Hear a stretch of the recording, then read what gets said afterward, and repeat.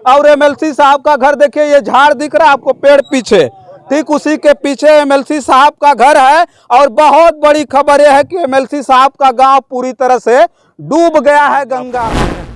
अभी कोई नाव दिखाई दे रही है? कहीं दिखाई दे रही है 3 करोड़ के अंदर में? कोई नाव दिखाई दे रही है? या कोई प्रशासन का दिखाई दे रहा है आपको? लेखपाल दिखाई दे रहा है यहाँ पे?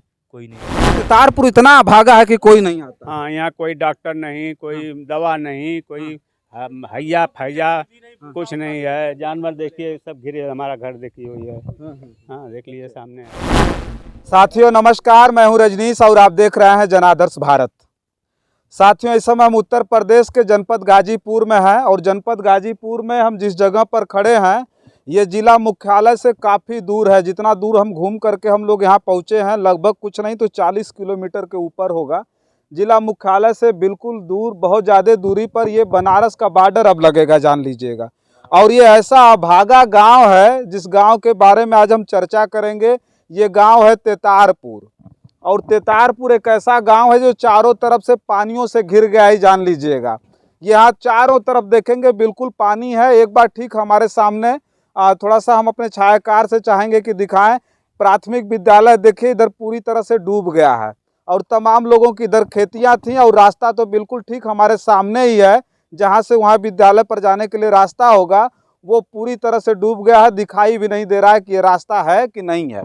अब हम जहां खड़े हैं उसके हमारे ठीक पीछे देखिएगा, ये भी रास्ता है जो गांव में जाने के लिए। देखिए दो बुजुर्ग इसी में से जा रहे हैं पानी में, थोड़ा सा जूम करके दिखाइए। ये लोग भी इधर से निकल रहे हैं। अब पूरी तरह से गांव पानियों से घिर चुका है, लोगों के घरों में पानी घुस गया है। अब स्थिति इतनी ज़्यादा खराब हो गई है कि आपको क्या कहा जाए। तेतारपुर गांव अब हर बार मुझे लगता है कि बाढ़ में इसी तरह की त्रासदी को लगातार झेलता हुआ आ रहा है। अब गांव जब पूरी तरह से डूब गया है, विद्यालय डूब गया है, इन लोगों का जनजीवन पूरी तरह से तबाह हो गया है इस बाढ़ में, तो थोड़ा सा इन लोगों से बात करते हैं और बात करके जानते हैं कि क्या प्रशासन की नज़र गांव पर है कि नहीं है। प्रशासनिक जो अधिकारी हैं जिनकी जिम्मेदारी होगी, जिनको यहाँ आना है और तमाम तरह की जो अव्यवस्था लोग बाढ़ग्रस्त इलाकों में झेल रहे हैं, तो क्या कभी किसी ने आकर के पूछा है अभी कि नहीं पूछा है? क्या नाम हुआ भैया आपका? प्रदीप यादव। क्या नाम हुआ? प्रदीप यादव। प्रदीप यादव। ये बताइए कि मतलब ये पानी अब पूरी तरह से अपने सबाब पर है, पूरी तरह से पूरा गांव घिर गया है। लगभग कितने घर डूब गए होंगे? कम से कम कुछ नहीं तो 1200। अच्छा, 1200 घर। 1200 घर डूब गए? हाँ, 2700 घर हैं यहाँ पे। अच्छा हाँ, 1200 घर पूरा मतलब जलमग्न हो गया है। अच्छा। हाँ, तो वो लोग कहाँ रह रहे हैं अभी? कोई व्यवस्था की गई है? वही जो बाहर है गांव में, अंदर अंदर हैं लोग अपने अपने में, मतलब कोई दूसरे के घर में, तीसरे के घर में ऐसे रुके हुए हैं लोग। अच्छा। हाँ, अपना जानवर वान लेके पड़े हुए हैं। कुछ लोग बाहर भी जा चुके हैं। हैं ऐसे लपटे लोग। अच्छा, जो प्रशासन की क्या नज़र है? प्रशासन कोई व्यवस्था सरकार की तरफ से हुई है? तो कोई नहीं है भैया, कोई व्यवस्था नहीं। कोई नहीं है। अच्छा, हाँ, तो कैसे मतलब उन लोगों का जो जनजीवन है, जिनका घर पानी में डूब गया है, लोगों किसी दूसरे घर में रहना पड़ रहा होगा या बाहर किसी तरह से वो बिता रहे हैं। कुछ लोग ऐसा होगा जो रात में पता चले गांव में ही फंस गए होंगे, उनको या तो पानियों में से निकल के आना पड़ता होगा। हाँ, वही है। रात में 3 बजे पानी कूदा, किसको पता नहीं था, सोने में पानी आ गया। लोग अपना पानी में भीग भाग के अपना कैसे सामान निकाले, इनके उनके घर में किए, गांव वाले इकट्ठा होके यही सब उनको बचाए। अच्छा, अभी स्कूल हम देख रहे हैं कि डूब गया है, तो उसके लिए क्या कोई व्यवस्था हुई? ये बच्चे अब कैसे पढ़ेंगे? ये बच्चे नहीं पढ़ेंगे अब। अच्छा, अब छुट्टी पे हैं सब। अच्छा। यहाँ दोनों स्कूल, मिडिल और प्राइमरी, दोनों पानी में है। अच्छा, हाँ, देखिए ये इधर प्राइमरी ये है। मिडिल है। अच्छा, ये मिडिल। देखिए ये मिडिल स्कूल है और ठीक जहाँ हम खड़े हैं, थोड़ा सा जूम करके इधर दिखाइए, ट्रांसफार्मर के नीचे से ये प्राथमिक विद्यालय है।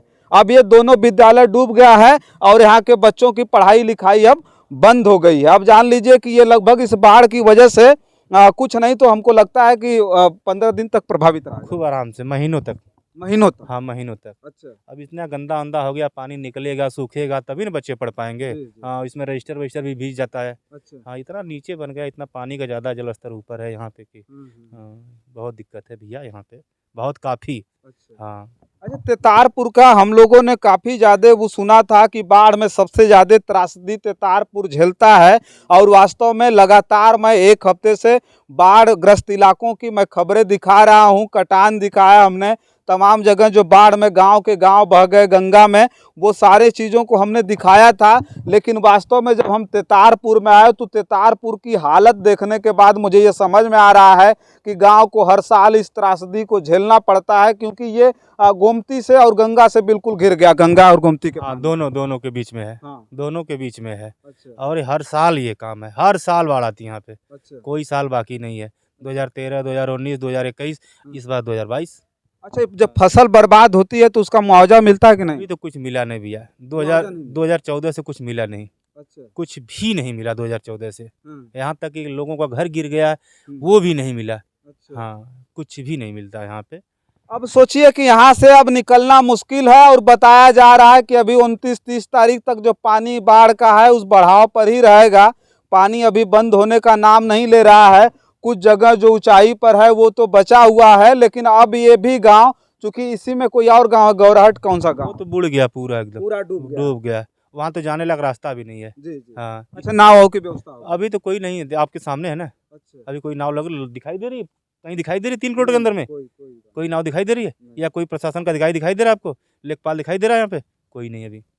हाँ, तो क्या लगता है कोई आएगा भी नहीं? आते हैं लोग, लेट आते हैं, सबसे लेट यहीं पे आते हैं। अच्छा। हाँ, ये बॉर्डर का सटा हुआ गांव, सबसे लेट आते हैं लोग यहाँ पे।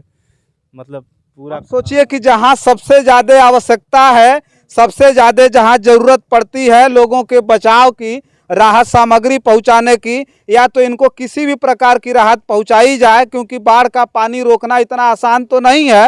ये प्राकृतिक है कि बाढ़ के पानी से गांव जो डूब रहा है वो हर साल डूब रहा है। लेकिन इस बात को लेकर के मैं खुद हैरान हूँ कि लगातार 1 हफ्ते से मैं बाढ़ के क्षेत्रों में घूम करके मैं खबरें दिखा रहा हूँ, और ये सबसे बड़ी समस्या मुझे सुन करके खुद बहुत ज़्यादा अचंभित मैं हूँ कि इन लोगों को फसल बर्बाद होने के बाद किसी प्रकार का कोई भी मुआवजा नहीं मिलता है। राहत के नाम पर देख लीजिएगा, पूरा का पूरा गांव डूब गया है, लोग पानियों में से आ जा रहे हैं, लेकिन किसी प्रकार की कोई तैयारी नहीं की गई है। इनके लिए किसी प्रकार का अमला नहीं आया। यहाँ डॉक्टर साहब आए थे कि नहीं आए थे?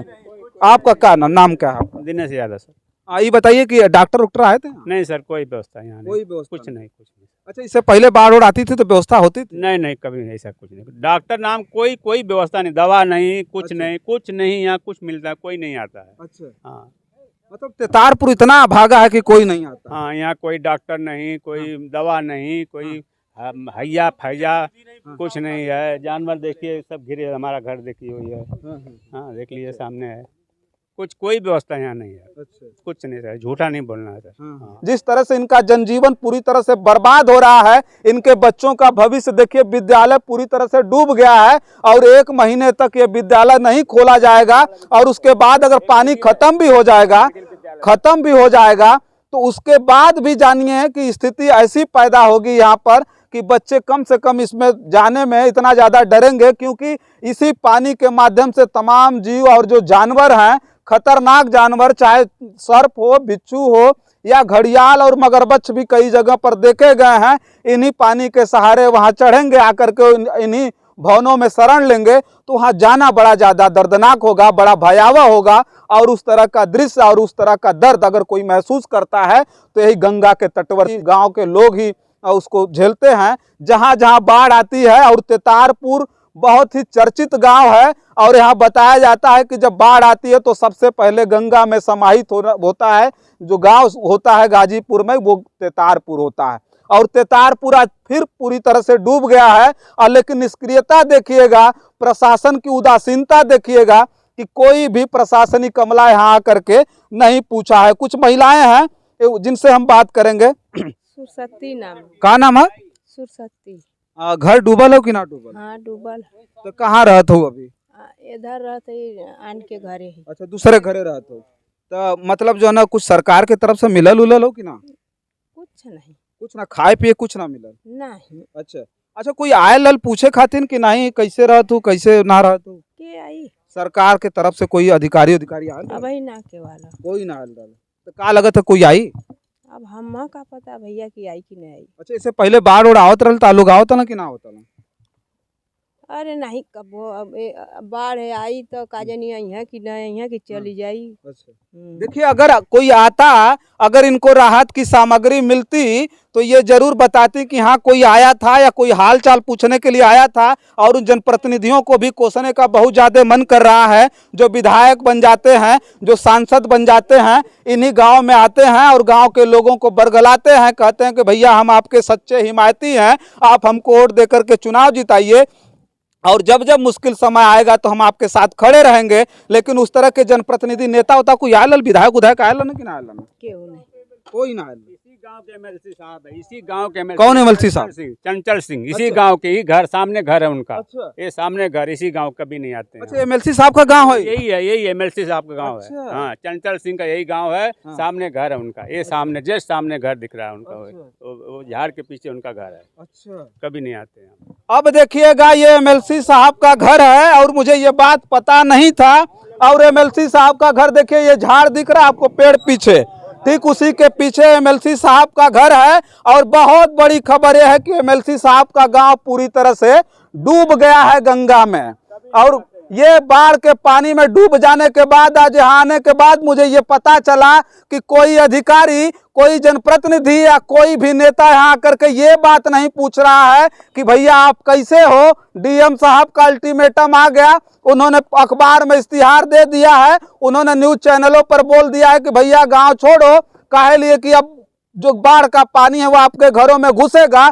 अब जानिएगा कि उत्तर प्रदेश के मुख्यमंत्री योगी बाबा भी क्या करेंगे, हेलीकॉप्टर में बैठेंगे और घूम करके जो बाढ़ क्षेत्र है उस पे दौरा करेंगे और वहीं पे बैठ करके हेलीकॉप्टर में हाथ हिलाएंगे। और हो सकता है कि ऊपर से इनके लिए राहत की सामग्री बरसे और इनसे इनका भला होगा। अब सोचिएगा कि इस तरह की जो सरकारें हैं, जो बड़ा बड़ा दावा करती हैं, उस सरकार कहती है कि सबका साथ और सबका विकास के।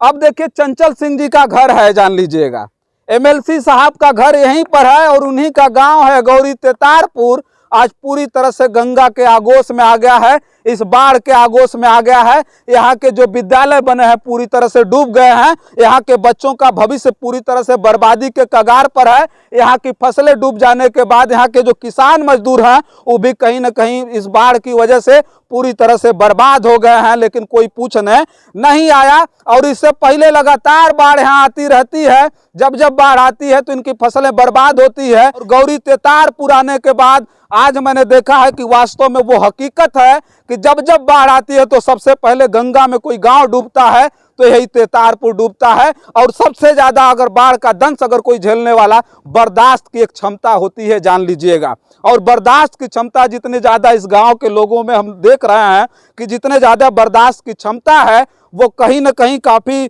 काबिले तारीफ तो है ही, लेकिन बर्दाश्त ये कब तक करते रहेंगे ये तो आने वाला वक्त बताएगा। तब तक के लिए आप देखते रहिए जन आदर्श भारत। मैं हूं रजनीश, कैमरे के पीछे है मोहम्मद आदिल। बहुत बहुत धन्यवाद।